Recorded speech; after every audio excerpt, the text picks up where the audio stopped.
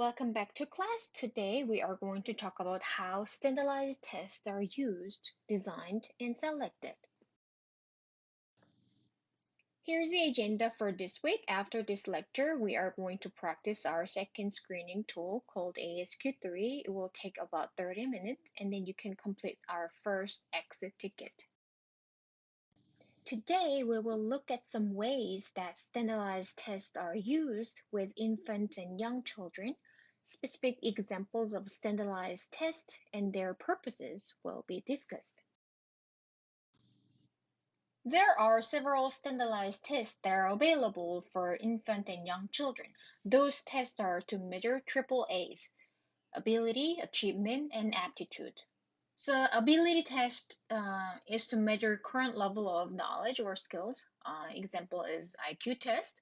Achievement test is to measure the extent to which a person has acquired certain information or has mastered identified skills. So after you teach, you can measure their achievement. So like vocabulary tests. Aptitude tests, I didn't see many example of this aptitude test, but aptitude tests is available to measure the potential to learn or develop proficiency in some areas. Personality tests are used to diagnose children's emotional strengths and needs because an inventory is used to assess personality characteristics. The test is quite lengthy. Usually, they include hundreds of true-false question or yes or no format questions um, to find out the person's certain behavioral, like personality traits. Interest inventory are used to determine a person's interest in a certain area, but they are not used with very young children like infant, right? At school, instead of using standardized tests to figure out the child's interest area, we use this type of informal interest inventory. Teacher developed this interest inventory for a child, and you can have a testing item right here. And then you can read the script and ask the child to circle one of the face, like very like so like I don't like that picture. um, we use this kind of informal inventory a lot to figure out child's interest because young children, their interest area change quickly, right? So we can have multiple informal assessment um, instead of having standardized tests. Tests constructed for infant and young children. Last week we talked about neonatal status tests like FGAR scale. Those tests are usually done by doctors, right? And then for infant and toddler, Gesell and Baylor tests were designed to learn about infant and toddlers' overall development from 1 month to 2 years and to detect developmental disability. You see Bailey, an adaptive behavior assessment system. They're in a blue color. I have those two assessment tools available in my office. So later, if you want to use one of them for your case study, you can check out for me. There are some diagnostic tests available for infant and toddler, but it's hard to be accurate when they're really young, and it's hard to get enough information. So the doctor usually tests several times as the child grows up, and the tools for infant and toddler are still developing. For preschool age children, there are more tools available than infant and toddlers to evaluate their development and to detect developmental problem. ASQ3, ESI3 are to capture potential developmental disability. ESI3 has two forms, as you know. ESIP is for age 3 years to 4 months old. ESIK is for age 3 years and 4 months to 6 years. These screening tools provide cutoff score, so they will tell you if a child will need to get referred for further evaluation. Violent is used to assess the everyday behaviors of the child that indicate the level of development. So the tests include communication domain, daily living skills, socialization, and motor skill. Intelligent tests for preschooler, intelligent tests and adaptive behavior skills are used to diagnose children's ID, intellectual disability, but for preschool age children or younger, intelligent tests are not very reliable as their test score can change as they grow up. So those tests are just used with young children to measure their learning potential. If a child becomes school-aged, the focus of assessment moves from measurement of overall development to more academic success. So we want to know if student can learn without any problems at school. For school-aged children, intelligence tests and academic achievement tests are more commonly used, and those tests usually include many stakeholders like focus child, caregivers, teachers, and school psychologists. The academic achievement is important for this age group. So there are many different achievement tests available, like Briggs test, Kaufman test, and wide range achievement tests, 4th edition. Based on the assessment results, some students get referred for further evaluation for learning disability. So if I show you how a standardized achievement test measures students' achievement, this is the test overview of Briggs Comprehensive Inventory of Basic Skills, 2nd edition. So as you can see, they measure reading and math skill and the subcategories. So you can tell the Briggs test really focuses on measuring students' academic skills. Well, standardized achievement tests help educators and caregivers better understand the strengths and needs of the school-aged children, but it is also important for us, educators, to remember how they affect children's self-esteem. We're going to watch short video clip. In the video, a student, I believe he's 4th grade, he reflects on his experience with tests and calls attention to his interest and characteristics that may not be measured on standardized tests. Please open your books to page 45.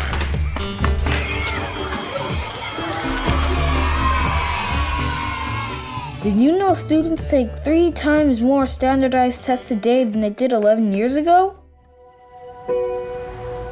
My name is Zion. When I grow up, I want to be a game engineer. My favorite thing about school is science, sometimes art, and math. Math is fun. And chemistry, I like chemistry. Because you get to mix stuff together and make new things.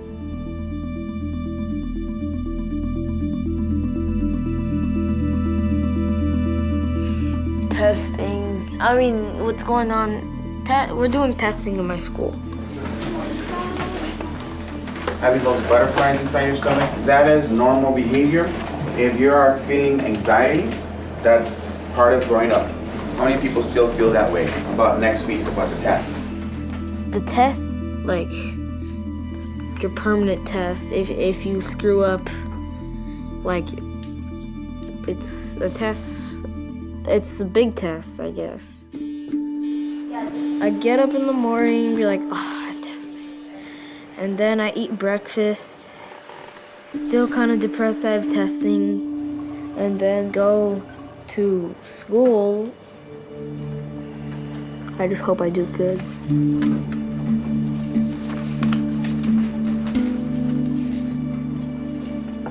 Sometimes I get headaches in the middle of testing, and you can't use the bathroom in the middle of testing. Or when I'm about to bubble in the answer, I hope I don't get it wrong. It feels like you're in a cockpit of a plane. Like, If you know how to pilot the plane, you can go. If you don't, you crash. Same thing with testing. My mom's like, do you think you did good on testing? I'm like, yeah, I tried. The envelope comes in the mail. I want to see the envelope. I want to rip open the envelope and just see it. And hope I didn't do bad. And then she gets disappointed because most of the time I do bad. I think I did really good, but then I do like terrible on the test.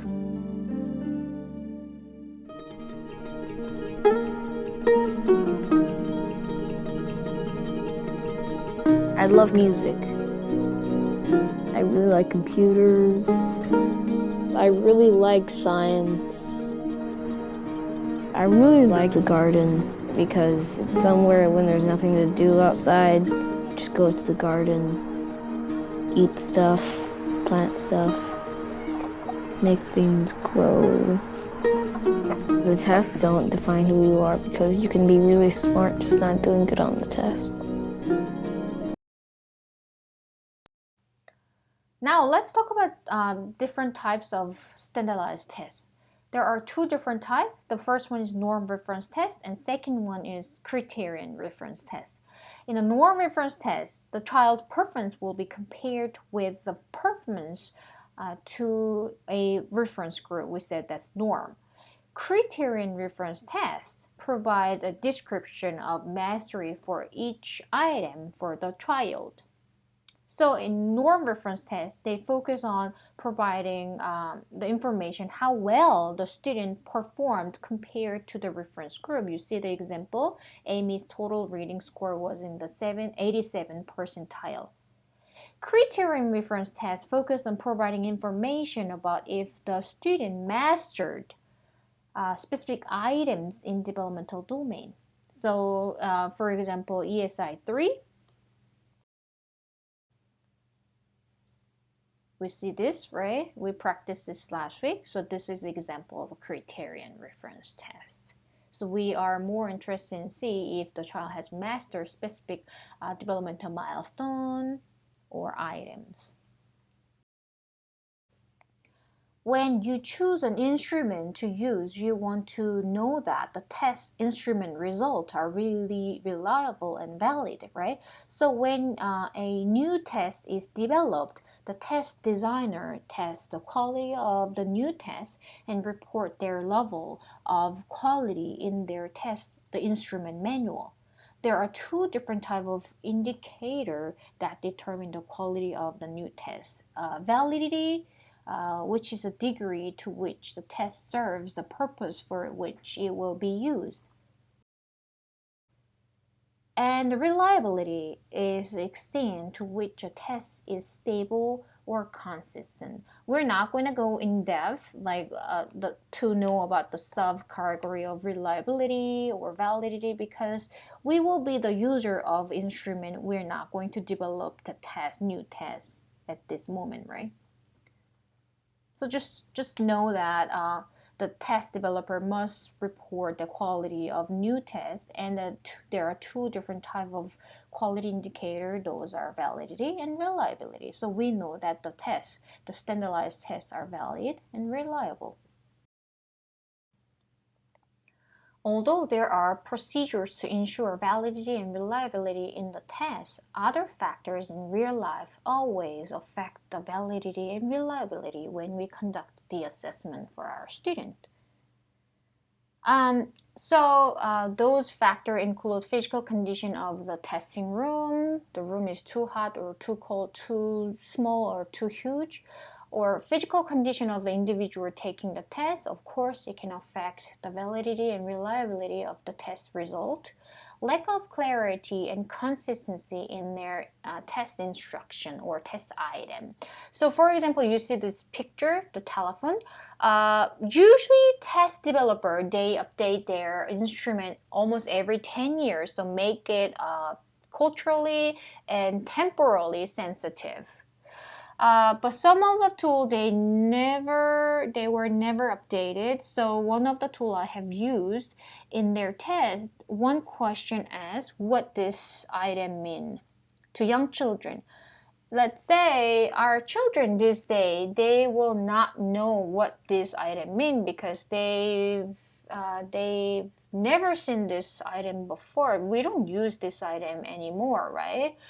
So that your student, the test may not be culturally or temporally sensitive. So it is always important for teacher to use the most recent version of instrument to be culturally and temporally sensitive to measure our students' ability more accurately.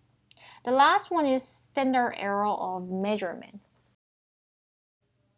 The test score and norm is determined by sample population, and we use the instrument and compare our student score with norm group. Our student score cannot be free from the error because our student is human being, right? There are so many factors that affect the student score. And norm group also human beings, so they are not free from error too. So larger sample size ensure higher reliability. So the test developer usually set the norm with large sample size, but no one know what is appropriate number of sample size, right? And longer tests are usually more reliable than shorter tests. So test developer include enough amount of testing item. So it provides better estimate of result. You will choose one screener or diagnostic tool for your final project for your student. When you choose one instrument, you should consider many factors like the purpose of testing, how the test result will be used, qualification of yourself, and practical constraint. So purpose of testing, if you want to use the tool to just screen the student's development or diagnose student's disability, you are a qualified person to interpret the score, so you don't have to worry about this. By taking this course and by getting your ECSE endorsement, you're qualified. And practical constraint, administration time, a tool is just simple, just take 5 minutes to complete, but other tools may take more than 3 hours to complete, so you can consider that factor as well. Some tests require the child's reading ability, so if your child is really young or cannot read, then you should avoid using the tool that requires the child's reading ability, right? So this is our first exit ticket. My question here is, standardized achievement tests help educators and caregivers better understand the strengths and needs of children. However, it is important to remember how they affect children's self-esteem. We saw it from Zion's case. We watched the video clip, right? You can discuss your solutions or idea about how to reduce student stress or other negative effects that possibly happen by the use of standardized tests. And if you have any questions or something is not clear yet, you can put your questions under. So open a docs file, and then write down your answers, and you can submit your answer to Blackboard. So that will be our exit ticket.